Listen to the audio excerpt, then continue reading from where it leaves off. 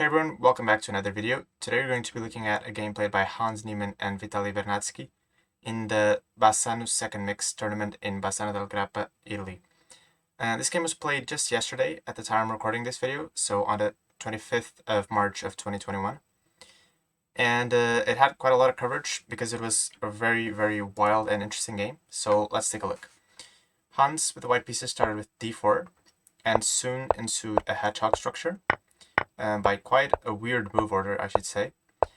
So the hedgehog is marked by these 4 pawns here that black has, that sort of resemble the spikes of a hedgehog in the sense that it's very closed and very restricted, but it can be dangerous.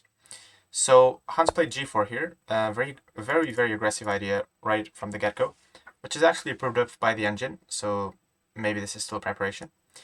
And the idea of this move is to go g5 and start a very quick attack in black's passive position, right? You can see no piece is has crossed the 3rd rank for black, or the 6th rank. And so this could be could turn out to be very ugly for black very quickly. So we have opposite sides castling, so you know what that means. That means we're gonna have a very fought out game, and both sides are going to point their guns at each other. b5, so starting to get counterplay, knight e5, f4. So both sides are pushing the pawns where the opponent's king is. And b4. Now this is the first mistake of the game, because it is basically closing down the lines. And you see, if the pawn could take and then the rook had this line, black would have had more options to attack. But b4 followed, and knight e2. A very good move pointed out by the computer here is knight d5, a brilliant move. The idea is that after you take the knight, I take back with the pawn, and one of these pieces is going to fall, and white's definitely the one who benefited from this exchange. Knight e2 is played, knight g4, trying to get this dark squared bishop.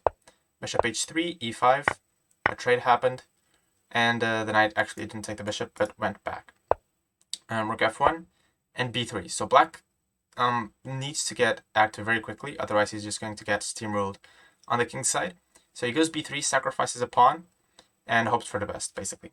Hans accepted the sacrifice, queen b8, queen c3, defending the pawn. Bishop takes e4, king a1, d5, already a very curious position, very dynamic, extremely complicated.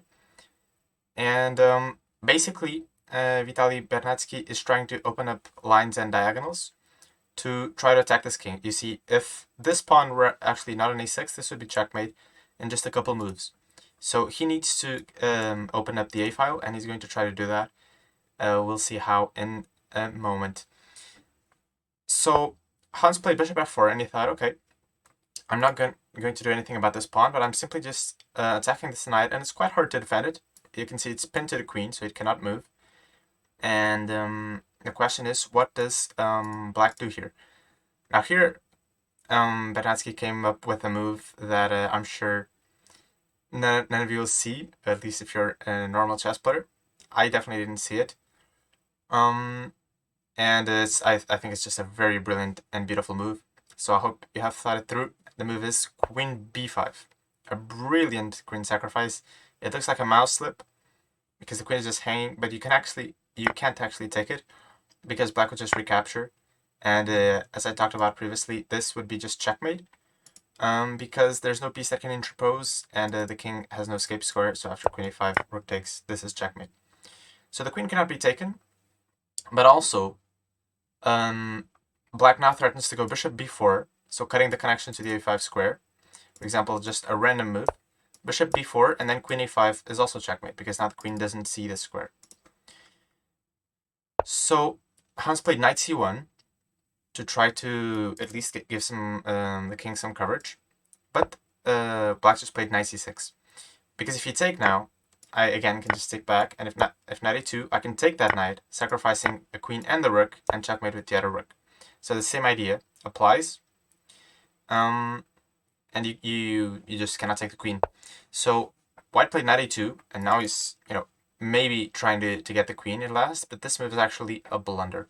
Not obvious to see why it's a blunder at all. The position was extremely messy and complicated, and in practice, it's extremely hard to hold such position, even though it objectively should be all right for white. Knight b4 came, a very good move, threatening this check. You cannot take the queen for similar reasons, so bishop c7, knight c2 check came, king b1, queen b7, and now this knight threatens all sorts of discoveries, and also the bishop is attacked. This bishop is not going anywhere, so white's already in very bad shape. He tries to get rid of this bishop, but black just checks and makes this nice intermediate move. So attacking the queen, taking a rook, and then he takes. So he's already in exchange up, and white's king is very, very unsafe. So eventually he mops up some pawns, and in the end, he wins exactly on move 40 with the black pieces. A stunning victory, to be honest. A brilliant queen sacrifice. And yeah, this tournament is still ongoing. This was round 3, and they're currently on round 5.